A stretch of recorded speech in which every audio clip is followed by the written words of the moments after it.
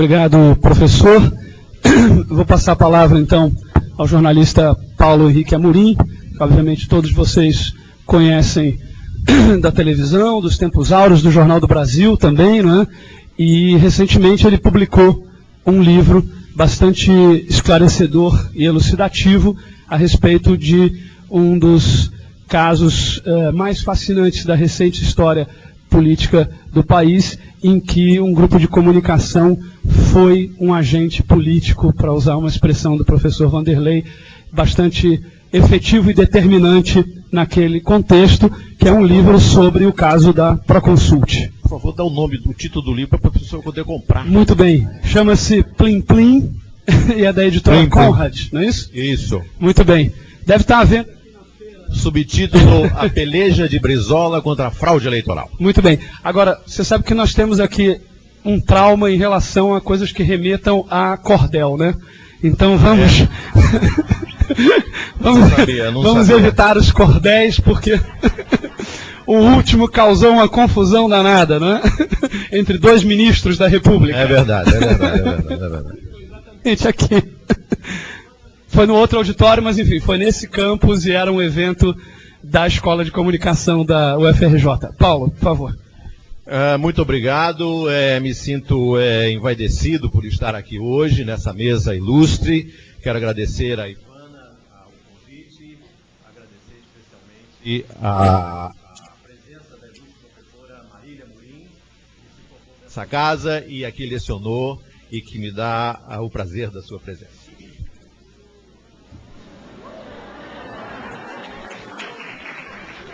É minha irmã.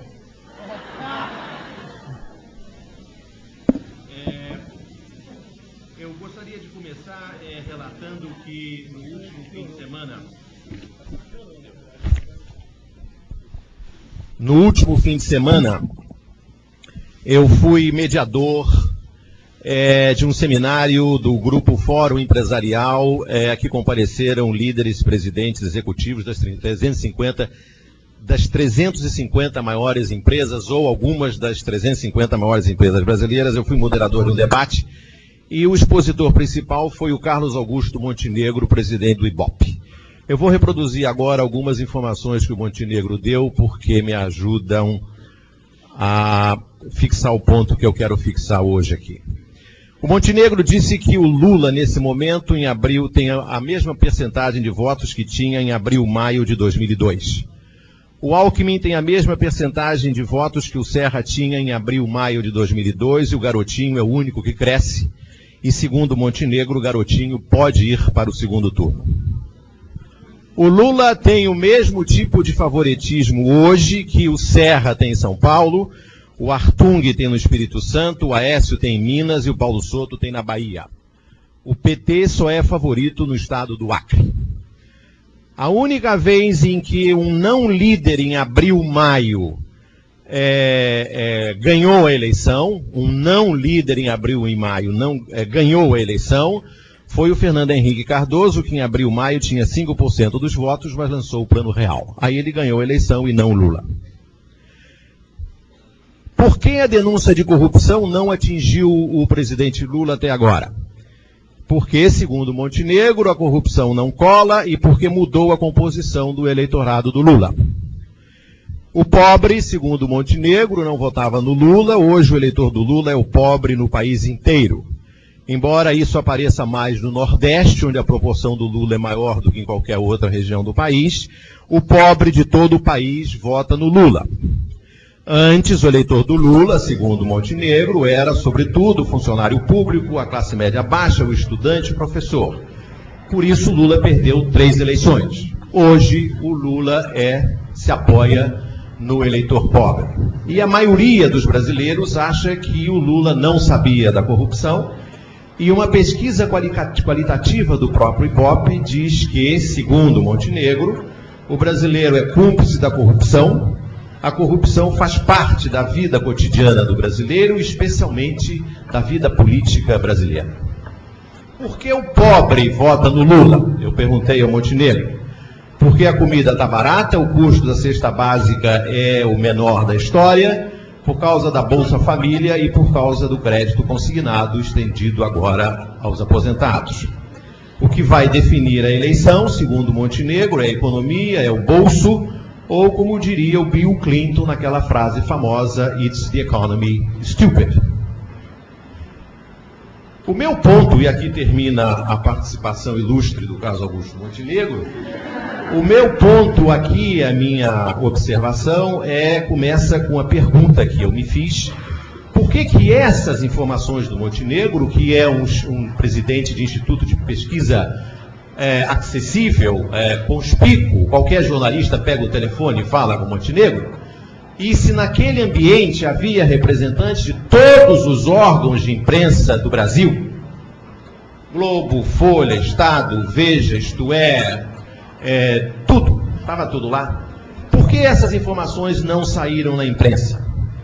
E por que, além de essas informações não saírem na imprensa, esse tipo de informação não se reflete na imprensa, ou seja, esse vínculo novo que se estabeleceu entre os pobres e o presidente Lula? Por que ela ficou apenas do conhecimento de 350 empresários e talvez os dos mais prósperos do país, que, aliás, não acreditaram no que o Montenegro dizia e contestavam o que o Montenegro dizia, e o Montenegro respondia: tá bom, se você não acredita na minha pesquisa, não acredite também no favoritismo do Aécio, do Serra, do Paulo Artung e do Paulo Soto, porque é o mesmo tipo de hegemonia. A resposta a essa minha pergunta, por que a imprensa não diz isso, é porque, na minha modestíssima opinião, 95% da imprensa escrita brasileira tenta e tentará abreviar o mandato, se não desestabilizar o governo do presidente Lula.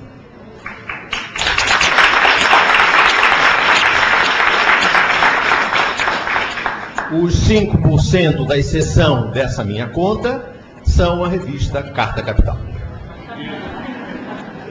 As agências Globo, Folha e Estado são a única, ou quase a única, fonte de informação dos portais da internet, das rádios e dos painéis eletrônicos das avenidas das grandes cidades como São Paulo e Rio. Os portais da internet não têm praticamente não têm produção própria de informação. Eles têm audiência crescente, mas não conseguem transformar essa audiência em dinheiro. Ou seja, como se diz no jargão da internet, não conseguem monetizar a audiência e, portanto, não têm produção própria de notícias e, portanto, dependem das agências dos jornais.